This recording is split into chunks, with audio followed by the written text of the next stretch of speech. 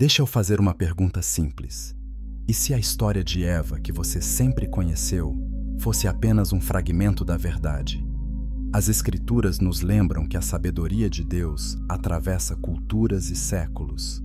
E Provérbios 25:2 nos diz que a glória de Deus está em ocultar as coisas. A maioria das pessoas assume que a Bíblia sempre foi um livro único e universal.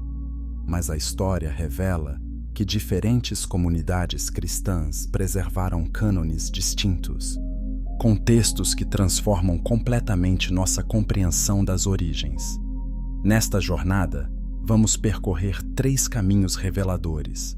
Primeiro, descobriremos qual tradição guarda os textos mais antigos sobre Eva.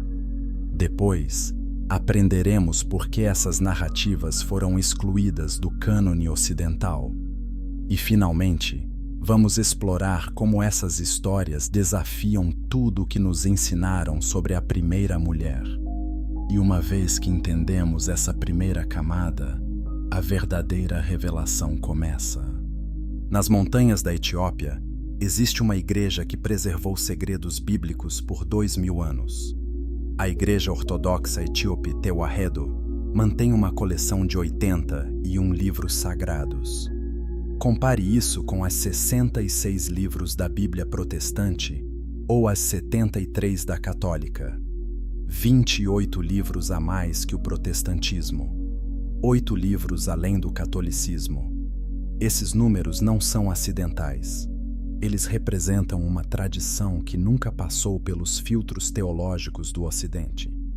Entre esses textos estão o livro de Enoque e o livro dos Jubileus, escrituras consideradas canônicas por milhões de cristãos etíopes, textos que os pais da igreja primitiva citavam com reverência, documentos que desapareceram misteriosamente das Bíblias ocidentais durante os concílios dos primeiros séculos.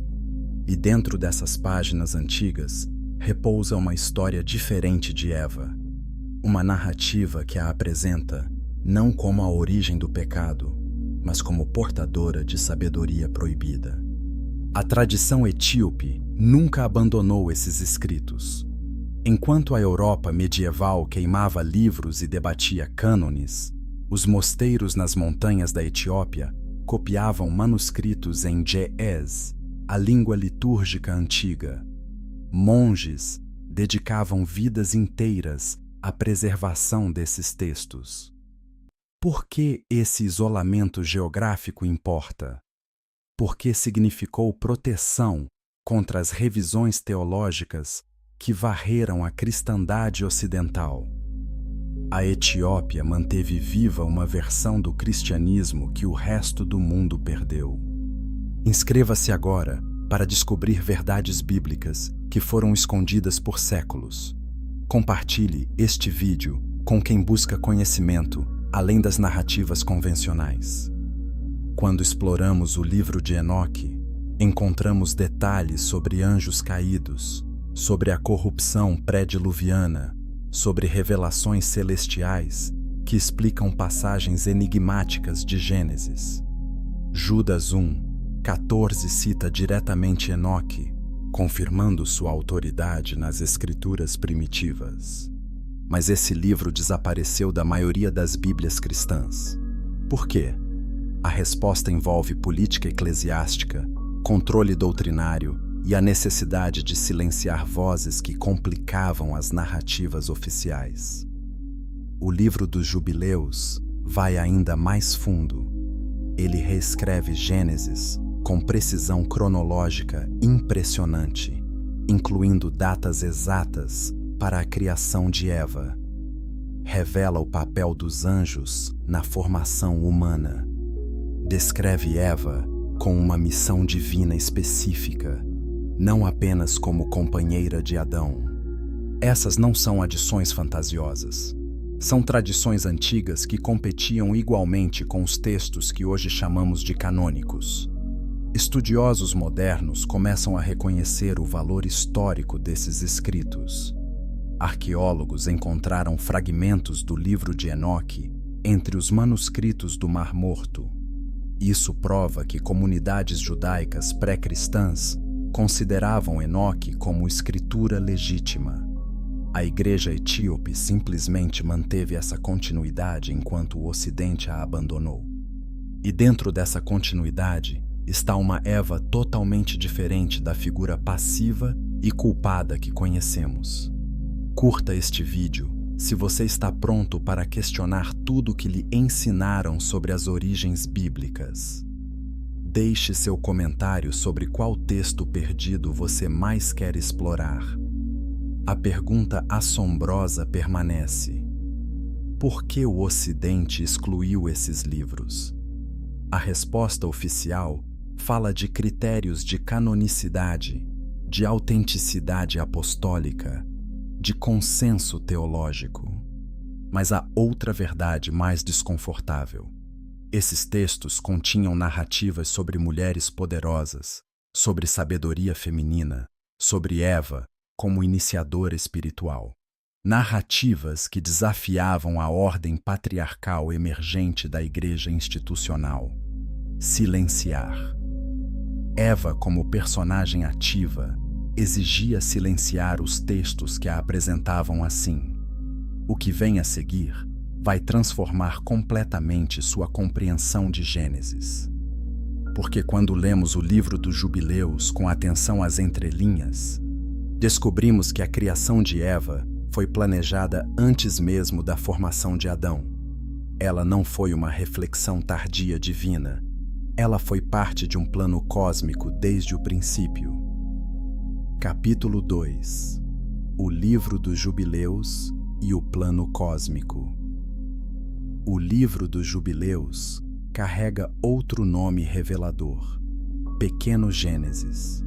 Esse título não diminui sua importância. Ele indica que esta obra complementa e expande o Gênesis que conhecemos.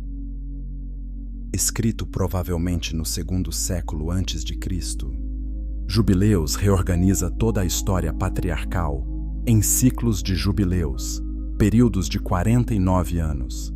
Essa estrutura matemática não é arbitrária. Ela revela um cosmos ordenado por padrões divinos precisos. Onde Gênesis oferece narrativas abertas, Jubileus fornece cronologia exata. Onde Gênesis sugere, Jubileus especifica. E quando chegamos à criação de Eva, as diferenças se tornam explosivas. Gênesis 2, 22 diz simplesmente que Deus formou a mulher da costela de Adão. Jubileus transforma esse evento em um ritual cósmico complexo, envolvendo anjos, números sagrados e um propósito redentor pré-estabelecido. Segundo Jubileus, Eva foi criada no 8º ano de Jubileus, 120 anos após o início da criação. Essa precisão temporal é intencional. 120 é um número bíblico carregado de significado. Gênesis 6, 3 estabelece 120 anos como limite da paciência divina antes do dilúvio. Moisés viveu 120 anos. Deuteronômio 34, 7 enfatiza que seus olhos nunca se escureceram, conectando esse número à plenitude de vida e missão.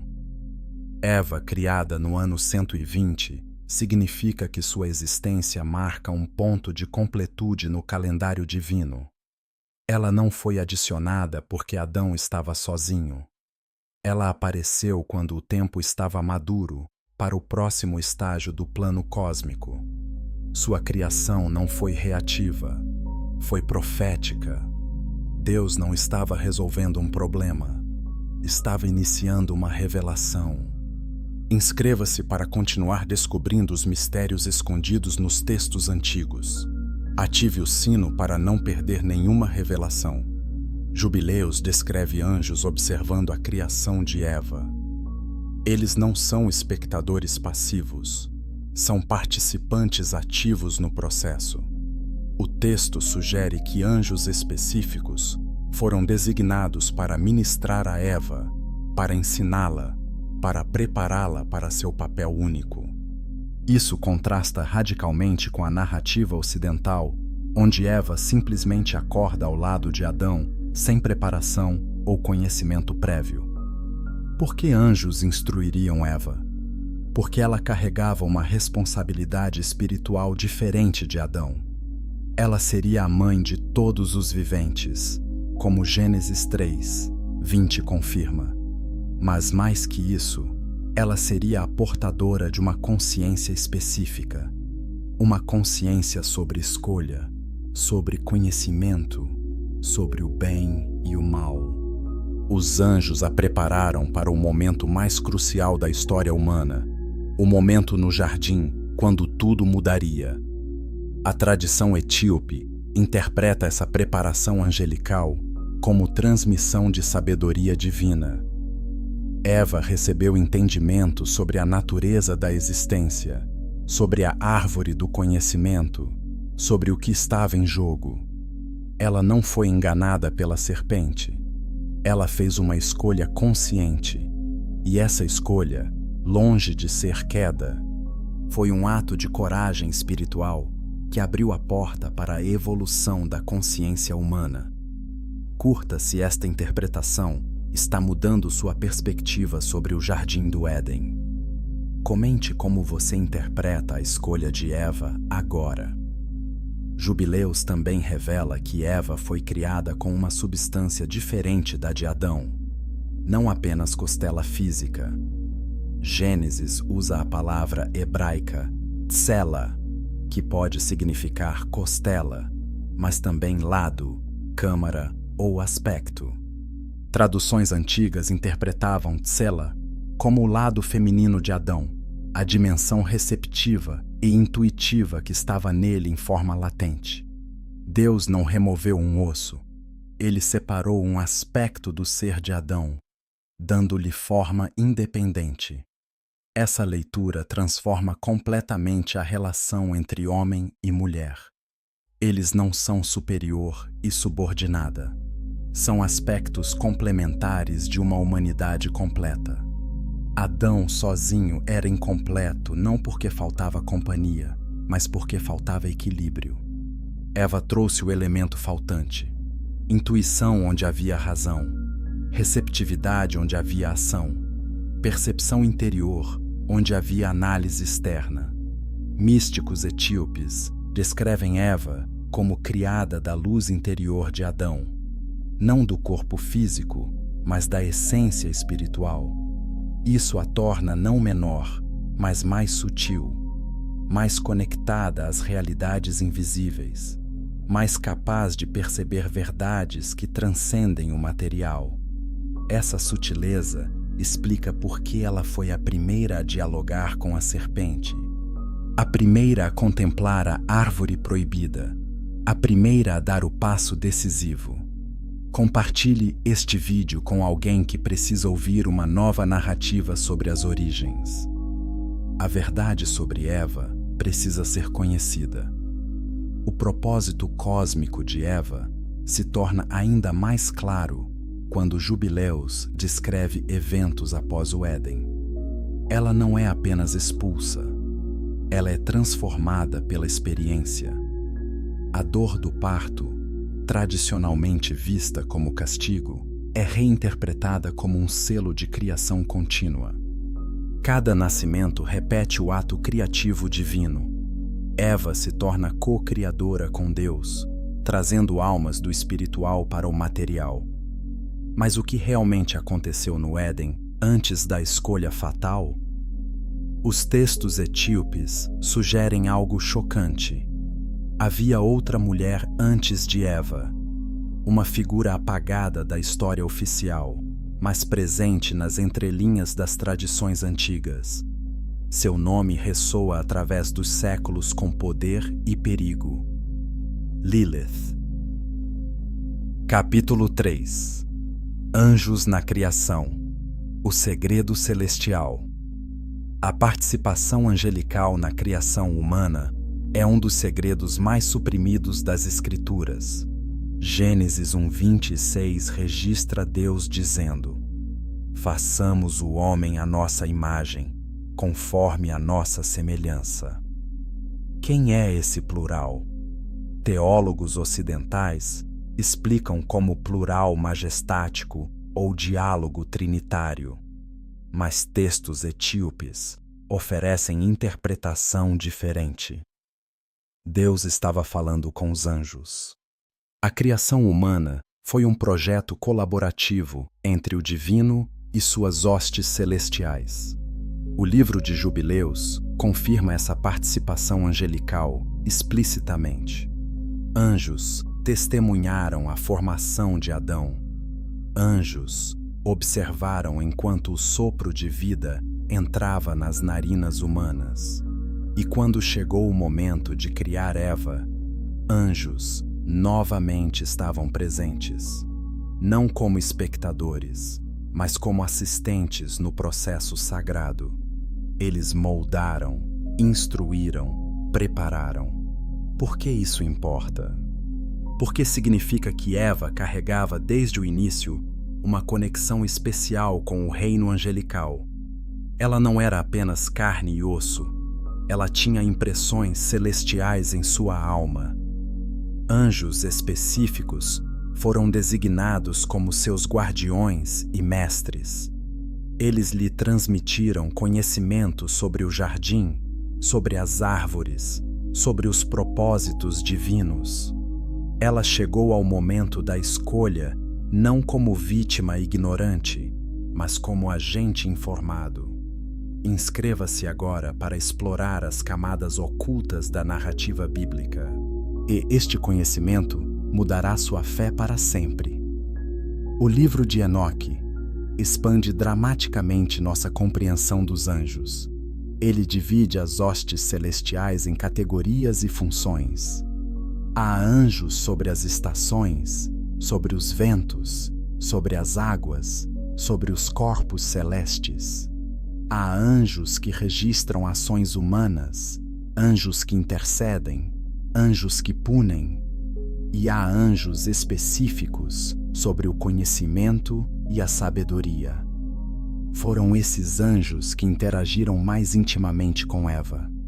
Enoque descreve anjos, chamados vigilantes, que desceram à terra e compartilharam segredos celestiais com humanos. Gênesis 6, 1-4 alude a esse evento enigmaticamente, falando de filhos de Deus que se uniram a filhas dos homens. Enoque identifica esses filhos de Deus como anjos rebeldes. Mas antes dessa rebelião, havia transmissão legítima de conhecimento angelical. Eva foi beneficiária dessa transmissão original e autorizada. Que conhecimento os anjos deram a Eva? Primeiro, compreensão sobre a natureza dual da existência. Luz e trevas, bem e mal, escolha e consequência. Segundo, percepção sobre o papel da mulher como mediadora entre céu e terra. Eva se tornaria a mãe de toda a humanidade. Então, ela precisava entender os mistérios da vida e da morte. Terceiro, sabedoria sobre a árvore do conhecimento e por que ela existia no jardim. Curta este vídeo se você está começando a ver Eva sob uma luz completamente nova. Comente qual aspecto dessa revelação mais te impactou. A tradição etíope preserva orações específicas que Eva supostamente recebeu dos anjos. Orações de proteção durante o parto. Orações de purificação após o sangramento menstrual. Orações de intercessão pelos filhos. Essas orações não aparecem nas Bíblias ocidentais, mas são transmitidas oralmente em comunidades etíopes por gerações.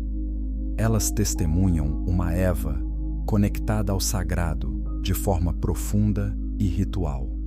Alguns textos místicos sugerem que Eva tinha a capacidade de ver anjos mesmo após a expulsão do Éden, enquanto Adão perdia gradualmente sua percepção espiritual no mundo caído, Eva mantinha um véu mais fino entre o material e o espiritual. Essa sensibilidade a tornava mais vulnerável, mas também mais conectada à verdade transcendente. Ela ouvia vozes que Adão não ouvia. Ela percebia presenças que Adão não percebia. Essa conexão angelical explica por que a serpente se aproximou de Eva e não de Adão.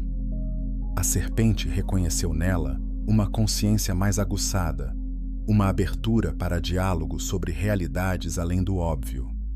A serpente sabia que Eva tinha sido preparada pelos anjos para compreender escolhas complexas. E assim, a tentação não foi manipulação de uma ingênua. Foi um debate entre duas consciências aguçadas sobre o significado do conhecimento e da liberdade. Compartilhe esta revelação com quem está pronto para uma compreensão mais profunda das Escrituras. A verdade está emergindo das sombras da história, mas há uma camada ainda mais profunda e perturbadora nessa história angelical. Textos apócrifos sussurram sobre uma mulher antes de Eva, uma primeira tentativa de criação feminina que terminou em rebelião e exílio. Uma figura tão perigosa que seu nome foi quase completamente apagado da tradição bíblica. Lilith. Antes de explorarmos Eva completamente, precisamos enfrentar a sombra que veio antes dela, a mulher que se recusou a se submeter. Capítulo 4. Lilith, a sombra. Antes de Eva, Lilith não aparece no Gênesis da Bíblia Ocidental. Seu nome surge apenas uma vez nas traduções modernas, em Isaías 34:14, referindo-se a uma criatura noturna que habita ruínas. A palavra hebraica Lilith é traduzida variadamente como coruja, fantasma noturno ou demônio. Mas nas tradições judaicas antigas, Lilith é muito mais que isso. Ela é a primeira mulher de Adão, criada igualmente do pó, que abandonou o Éden porque se recusou a submeter-se. O alfabeto de Ben Sirá, texto medieval judeu, preserva a narrativa mais completa de Lilith. Segundo esse relato, Deus criou Lilith simultaneamente com Adão, ambos do mesmo material terrestre. Ela era igual em natureza, poder e autoridade. Mas quando chegou o momento da união física, Lilith recusou-se a deitar-se abaixo de Adão. Ela argumentou: "Por que devo deitar-me abaixo de ti? Eu também fui feita de pó e sou tua igual." Adão insistiu na superioridade masculina. Lilith não aceitou. Em resposta, ela pronunciou o nome inefável de Deus, ganhou asas e voou para longe do Éden. Adão clamou a Deus, que enviou 3 anjos para trazê-la de volta. Lilith recusou. Os anjos ameaçaram matar 100 de seus filhos diariamente. Ela aceitou essa maldição como preço de sua liberdade, tornando-se uma figura associada à morte de crianças recém-nascidas nas tradições populares judaicas. Inscreva-se para descobrir verdades que foram suprimidas das narrativas oficiais. Este conhecimento vai transformar sua compreensão das origens. Por que essa história foi excluída das escrituras canônicas? A resposta é óbvia. Lilith representa a rejeição total da hierarquia patriarcal. Ela afirma igualdade absoluta entre homem e mulher. Ela escolhe autonomia sobre submissão, liberdade sobre segurança, verdade sobre conveniência. Para uma tradição religiosa, construindo estruturas de autoridade masculina, Lilith era inaceitável. Ela tinha que ser apagada, demonizada, transformada em antagonista. Mas Lilith deixou rastros. Tradições rabínicas advertem contra deixar crianças sozinhas à noite por causa de Lilith. Amuletos com os nomes dos 3 anjos que a perseguiram são colocados em berços para proteção. Orações específicas invocam proteção contra seus poderes. Tudo isso confirma que Lilith era figura real e poderosa nas crenças antigas, não mera invenção literária posterior. Como Lilith se conecta com Eva? Se Lilith foi a primeira mulher e partiu, Eva foi a segunda tentativa divina, mas dessa vez, Deus mudou a metodologia. Eva não foi criada simultaneamente com Adão. Ela foi formada dele, da costela, estabelecendo desde o início uma relação de origem e dependência. Eva não teria a mesma base para reivindicar igualdade total que Lilith tinha. Essa mudança no método de criação foi estratégica. Curta se você está percebendo os padrões ocultos nas narrativas bíblicas. Comente se você já conhecia a história de Lilith antes deste vídeo. Porém, a tradição etíope oferece uma interpretação diferente. Alguns místicos etíopes não veem Lilith como predecessora histórica de Eva, mas como aspecto sombrio da própria Eva. Lilith representa o aspecto não domado, selvagem, instintivo da energia feminina. Eva representa o aspecto cultivado, relacional, integrado. Toda mulher contém ambas. A questão é qual aspecto é honrado e qual é reprimido. Quando a igreja patriarcal suprimiu Lilith completamente, ela também suprimiu a energia feminina autônoma. Eva foi permitida apenas como figura subordinada e penitente. Mas os textos etíopes mantêm viva a tensão entre essas duas energias. Eles reconhecem que Eva, mesmo sendo criada de Adão, mantinha dentro de si a centelha de autonomia que caracterizava Lilith. Isso explica por que Eva foi capaz de agir independentemente no jardim. Por que ela não consultou Adão antes de comer o fruto? Por que ela tomou decisão unilateral sobre algo tão monumental? A centelha de Lilith ainda ardia nela. A capacidade de escolher, de desafiar, de buscar conhecimento proibido. Eva não é Lilith reencarnada, mas carrega ecos daquela primeira rebelião. Compartilhe este vídeo com alguém que precisa compreender a complexidade da energia feminina nas Escrituras. Essas verdades foram escondidas por tempo demais. Textos gnósticos vão ainda mais longe. Eles retratam Lilith e Eva como duas faces da Sofia, a sabedoria divina feminina. Sofia existe antes da criação material, participando com Deus no ato criativo. Lilith representa a Sofia não domada, recusando limitações. Eva representa a Sofia entrando na matéria, aceitando as condições da existência física para cumprir um propósito redentor. Nessa leitura, a queda de Eva não é fracasso moral, mas descida intencional. Eva escolhe entrar na complexidade do conhecimento do bem e do mal, porque só através dessa experiência a humanidade pode evoluir espiritualmente. Lilith escolhe permanecer fora, livre, mas isolada. Eva escolhe entrar, limitada, mas transformadora. Ambas as escolhas têm dignidade. Ambas revelam aspectos do divino feminino. Mas se Lilith é a sombra e Eva é a luz integrada, o que realmente aconteceu no Jardim do Éden? Era Éden realmente o paraíso que imaginamos? Ou era um campo de testes, um lugar de escolha, onde Eva e Adão enfrentariam o desafio mais importante de suas existências? Os textos etíopes sugerem algo radical. Éden nunca foi sobre inocência. Era sobre amadurecimento através da escolha. Capítulo 5.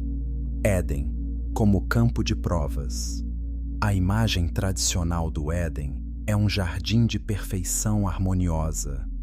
Adão e Eva vivem em inocência edênica, sem conflito, sem dor, sem morte. Deus passeia com eles na viração do dia. Tudo é paz, até a serpente introduzir o caos. Mas os textos etíopes questionam essa visão idealizada.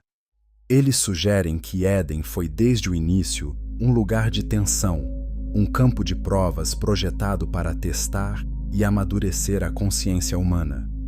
Gênesis 2, 9 revela algo desconcertante.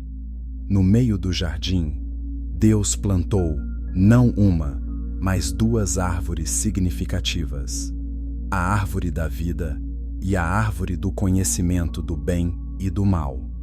Por que duas árvores? Por que uma proibida e outra não mencionada explicitamente como acessível? A própria estrutura do jardim cria tensão. A presença de escolha, de limite, de possibilidade de transgressão. Éden não é automaticamente harmonioso.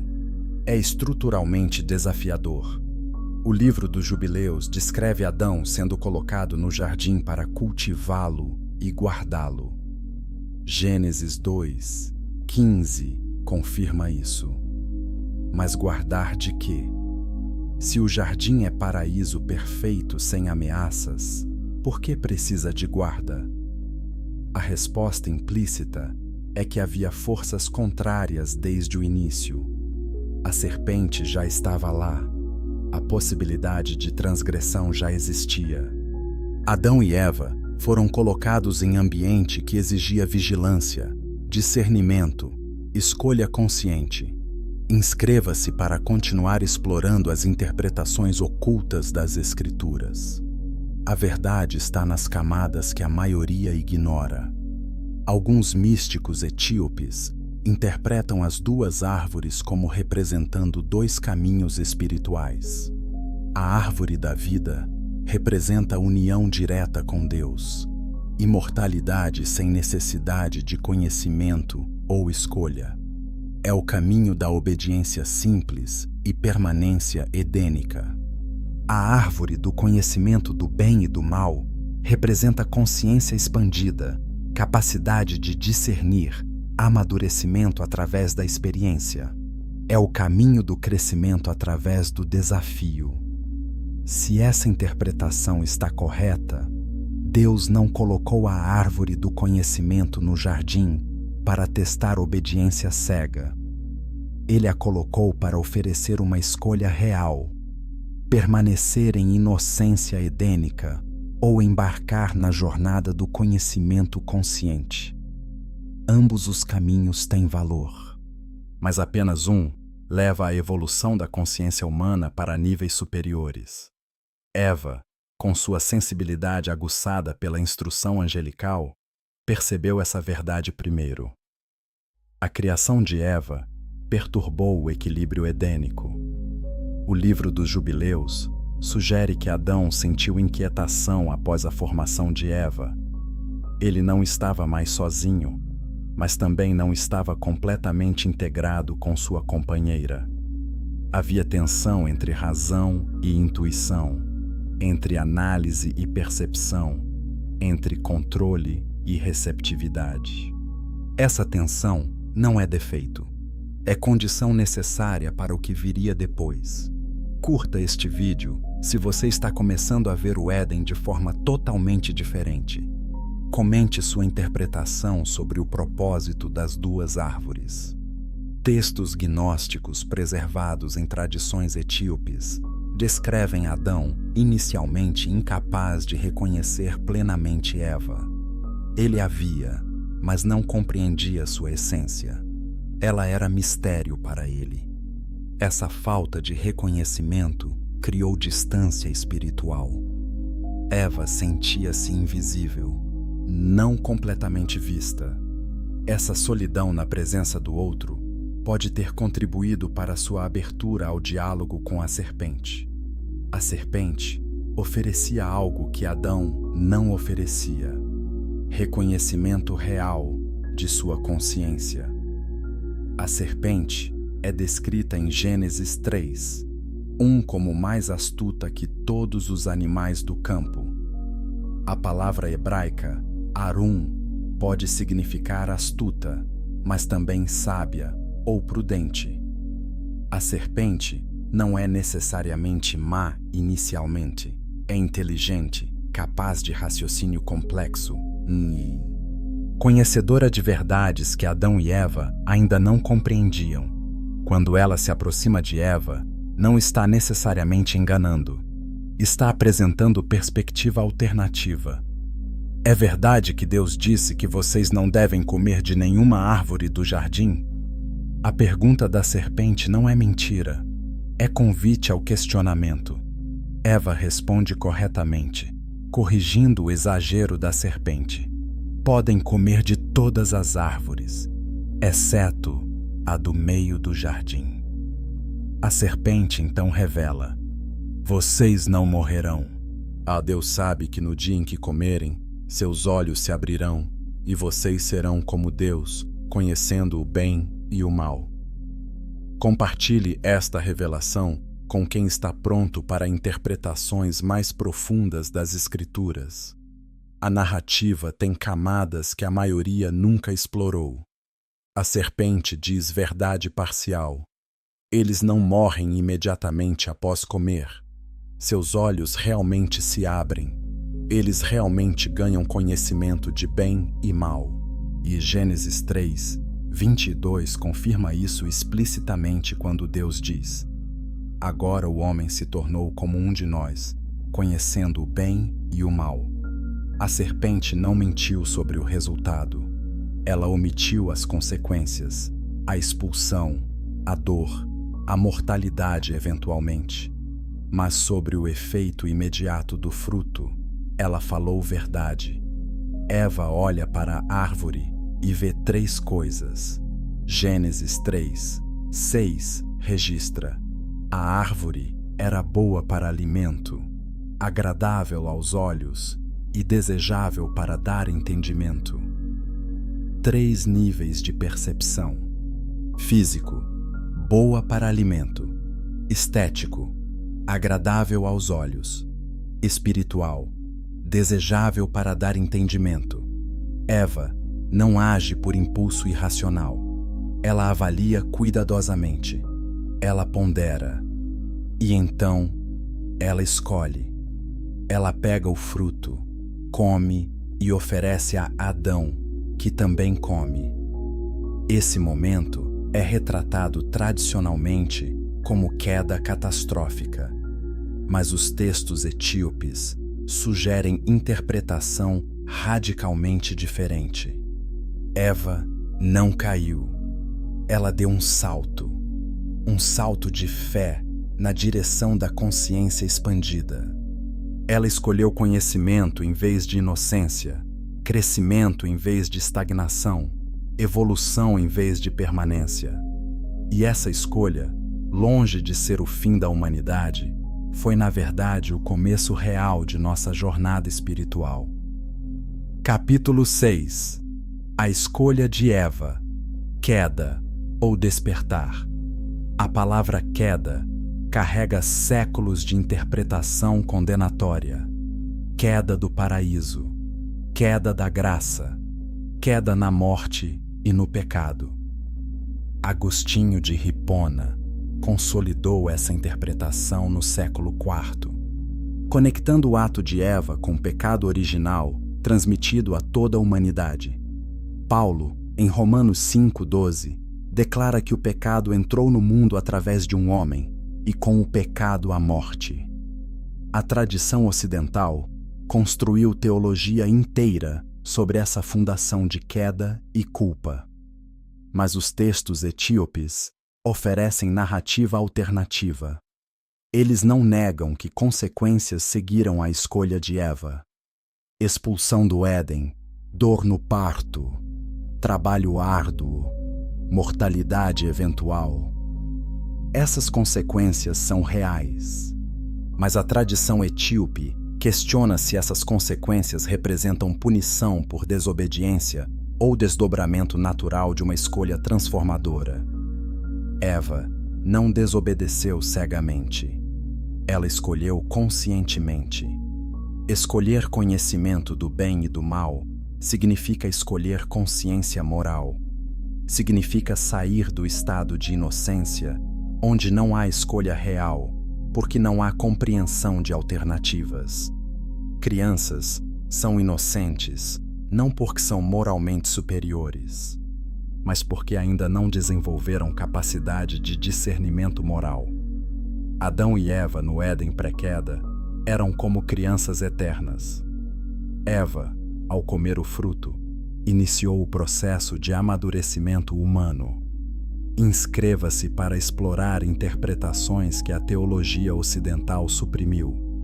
Esta perspectiva muda tudo sobre pecado, salvação e propósito humano.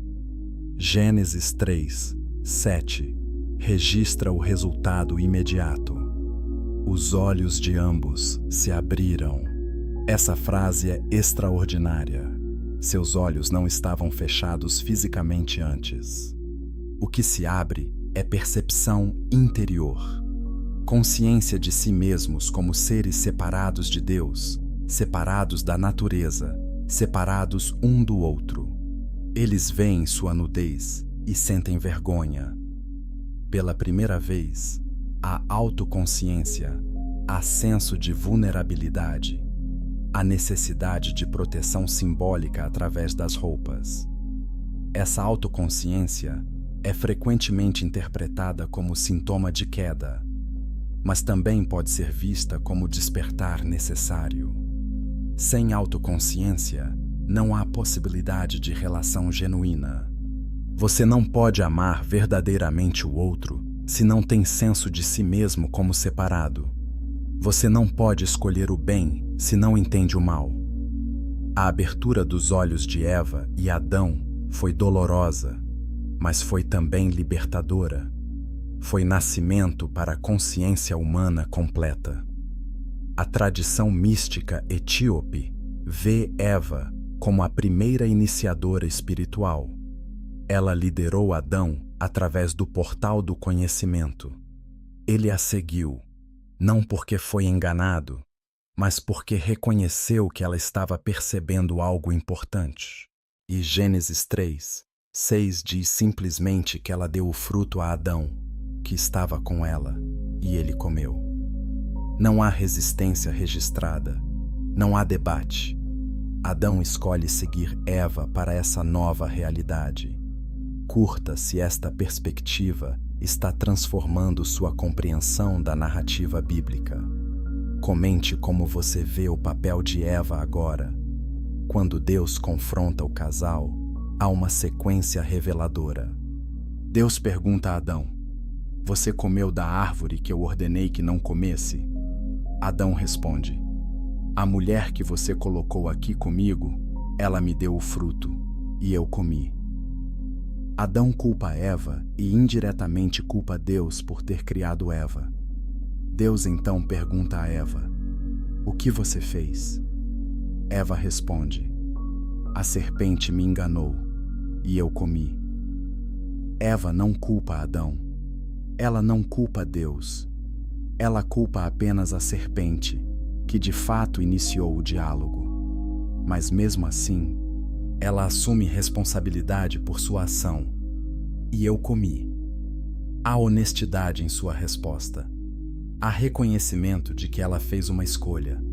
Adão, em contraste, tenta desviar responsabilidade. Essa diferença caracterológica é significativa.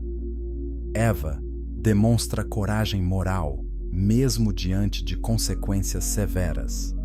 As consequências pronunciadas por Deus são frequentemente chamadas de maldições. Mas o texto hebraico é mais nuançado. Deus amaldiçoa a serpente e amaldiçoa o solo, mas não amaldiçoa diretamente Eva ou Adão. Ele descreve as realidades que agora enfrentarão. Para Eva, dor multiplicada na gravidez e desejo pelo marido, que governará sobre ela. Para Adão, trabalho árduo para extrair alimento da terra amaldiçoada. Compartilhe este vídeo com quem precisa de uma perspectiva redentora sobre Eva. A narrativa de culpa feminina precisa ser desafiada. A dor do parto é vista tradicionalmente como castigo, mas místicos etíopes oferecem interpretação diferente. A dor do parto é o preço da cocriação com Deus. Eva se torna mãe de todos os viventes. Cada nascimento é ato criativo que espelha a criação divina original. A dor não é punição arbitrária. É sinal da magnitude do que está acontecendo. Trazer alma da eternidade para o tempo, do espiritual para o material, é trabalho sagrado e doloroso.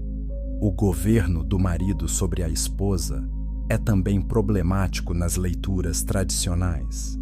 Mas Gênesis 3:16 pode ser lido como descrição de consequência, não prescrição de ordem divina ideal.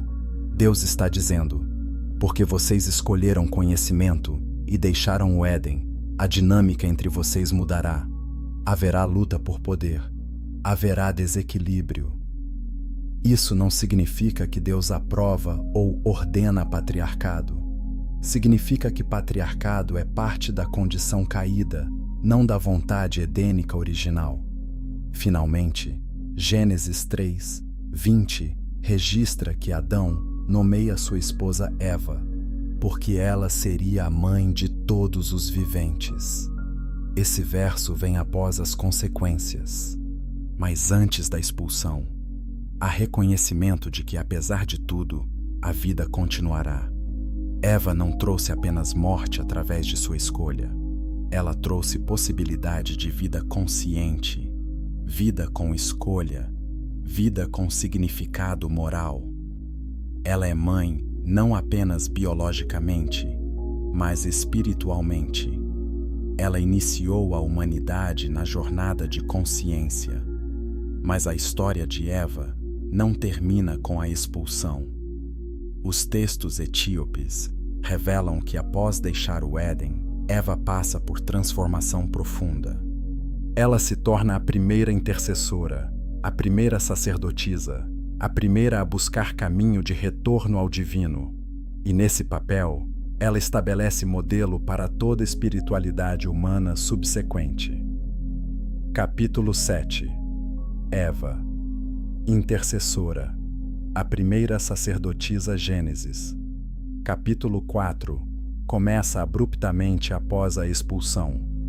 Adão conheceu Eva, sua mulher, e ela concebeu e deu à luz Caim. A narrativa salta do jardim para a família, sem descrever a transição. Mas o livro de Adão e Eva, texto preservado na tradição etíope, preenche essa lacuna com detalhes extraordinários. Descreve o luto, a adaptação, a busca de Eva e Adão por entender o que aconteceu e como continuar. Segundo esse texto, Eva experimentou profundo arrependimento após a expulsão.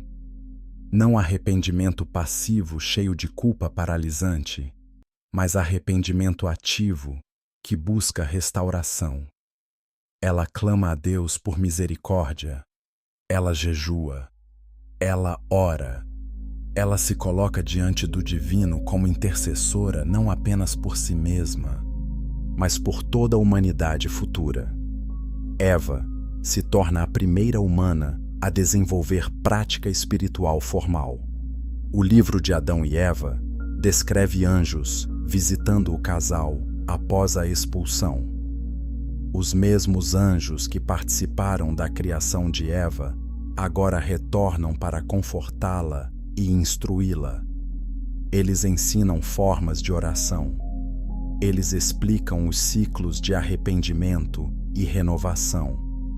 Eles revelam que a expulsão não é final, mas começo de jornada longa de retorno. Eva absorve esses ensinamentos e os transmite a seus filhos. Inscreva-se para descobrir aspectos esquecidos da história bíblica. Eva é muito mais que a figura culpada que nos ensinaram. Quando Eva dá à luz Caim, Gênesis 4:1 registra suas palavras: adquiri um homem com a ajuda do Senhor. Há reconhecimento profundo nessa declaração. Eva entende que, apesar da expulsão, Deus ainda coopera com ela no ato de criação.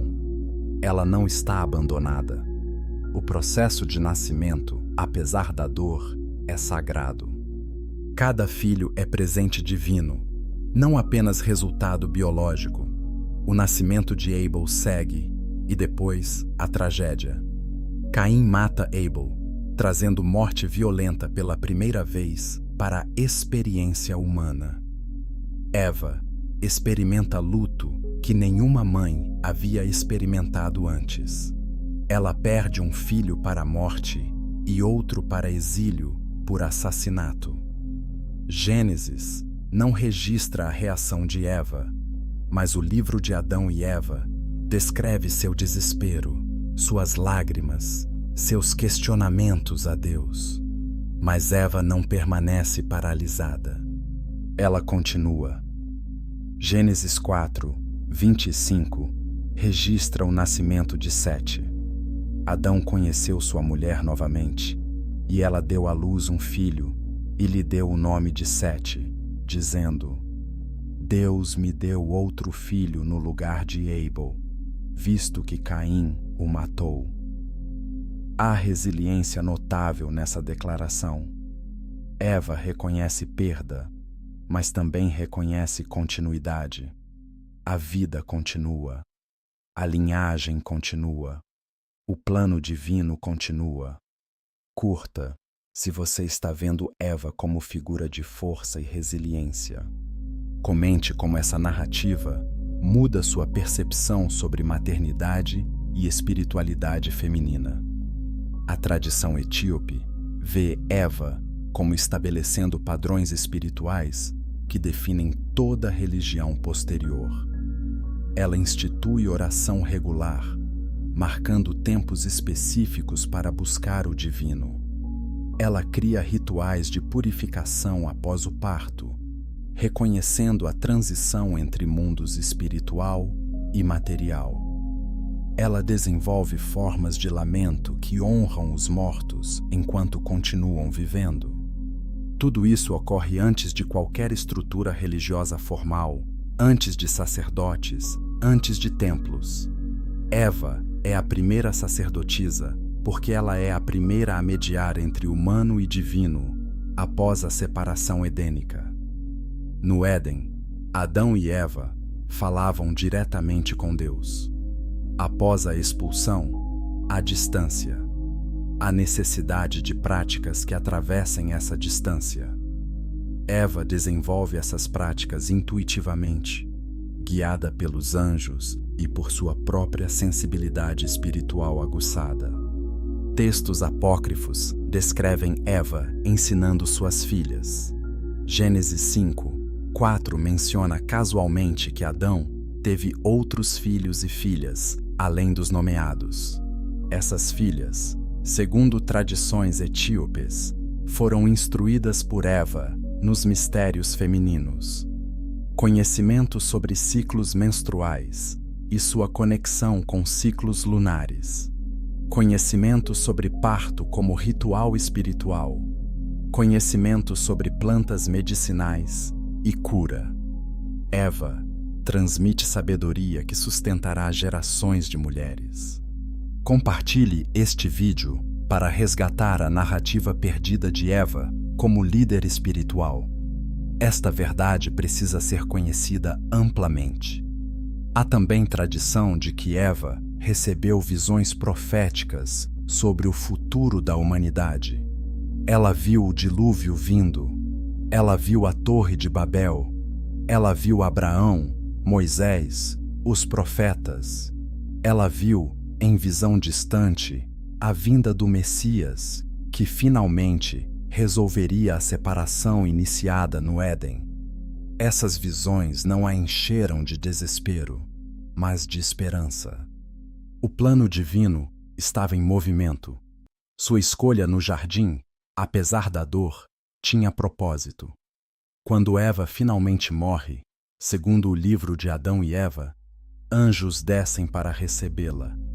Seu corpo é enterrado próximo ao de Abel, mas sua alma é levada para um lugar de descanso especial, aguardando a redenção final.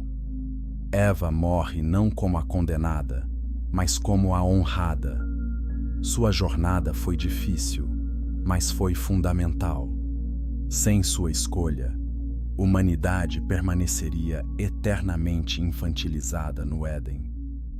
Com sua escolha, a humanidade embarca na jornada de consciência que eventualmente nos leva de volta ao divino, mas agora como parceiros conscientes, não servos ignorantes. Mas por que essas narrativas sobre Eva como intercessora e líder espiritual foram escondidas? Por que a tradição ocidental enfatizou culpa e suprimiu redenção? A resposta nos leva às últimas camadas do mistério: a formação do cânone bíblico e os interesses políticos que moldaram quais histórias sobreviveram e quais foram enterradas. Capítulo 8. A verdade escondida e o poder feminino. A formação do cânone bíblico não foi processo puramente espiritual. Foi também processo político, cultural e social. Nos primeiros séculos da era cristã, comunidades diferentes usavam textos diferentes. Havia evangelhos que não entraram no Novo Testamento.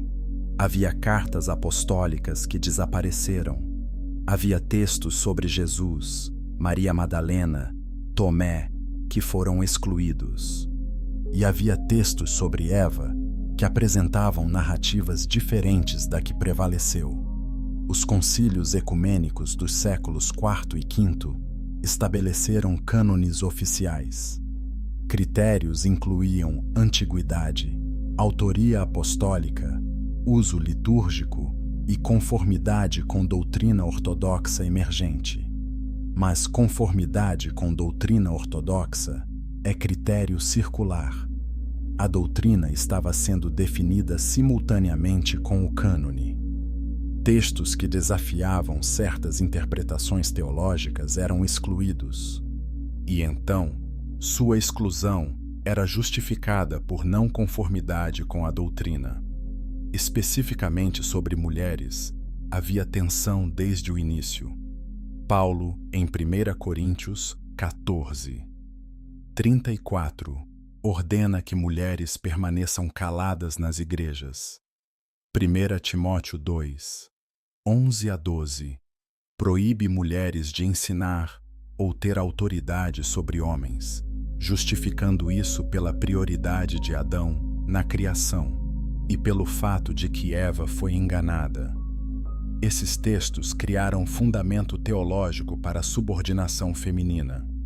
Inscreva-se para entender como política e poder moldaram as escrituras que você lê hoje. A verdade completa está nas lacunas e exclusões, mas havia outras tradições cristãs primitivas. Evangelhos gnósticos retratavam Maria Madalena como discípula favorita de Jesus, recebendo ensinamentos secretos que Pedro e outros não receberam. O Evangelho de Maria descreve Pedro questionando com ciúme: ele realmente falou com uma mulher sem nosso conhecimento e não abertamente? Devemos mudar nossos costumes e todos ouvir essa mulher? Levi responde defendendo Maria. Essa tensão entre lideranças masculina e feminina era real nas comunidades primitivas.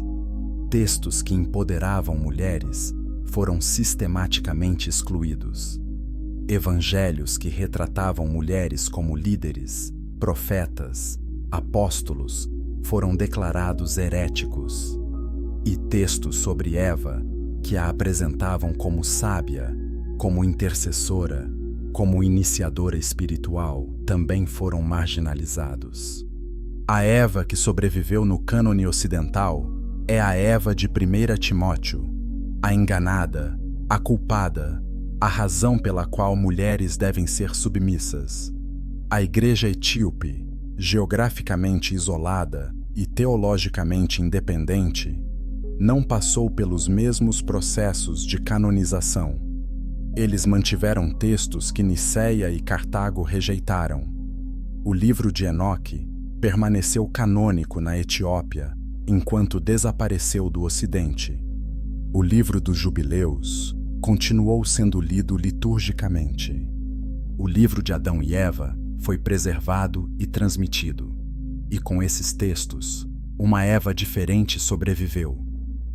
Curta este vídeo, se você está percebendo como o poder e controle moldaram as narrativas religiosas. Comente qual texto excluído você mais quer explorar. Por que o poder patriarcal temia Eva empoderada? Porque Eva, como líder espiritual, como intercessora, como portadora de sabedoria, legitimava a liderança feminina na igreja. Se Eva foi a primeira sacerdotisa, por que mulheres não poderiam ser sacerdotisas? Se Eva recebeu instrução angelical direta, por que mulheres não poderiam ser profetas e mestres? Se Eva escolheu conscientemente conhecimento e iniciou o despertar espiritual humano, por que mulheres seriam consideradas espiritualmente inferiores? A resposta institucional foi suprimir essas narrativas, criar versão única de Eva como advertência contra a autonomia feminina, usar Eva como justificativa para controlar, limitar e silenciar mulheres. E isso funcionou por séculos. Mulheres internalizaram culpa associada a Eva.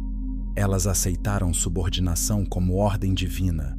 Elas permaneceram silenciosas nas igrejas e nas comunidades. Mas a verdade completa nunca foi totalmente perdida. Preservada nas montanhas etíopes, mantida em tradições orais, sussurrada entre místicos, a narrativa alternativa de Eva sobreviveu. E hoje, quando estudiosos examinam esses textos antigos novamente, quando arqueólogos encontram manuscritos esquecidos, quando teólogos questionam interpretações herdadas, Eva está emergindo novamente em toda sua complexidade. Compartilhe esta revelação com todos que precisam conhecer a história completa. As mulheres merecem saber a verdade sobre Eva.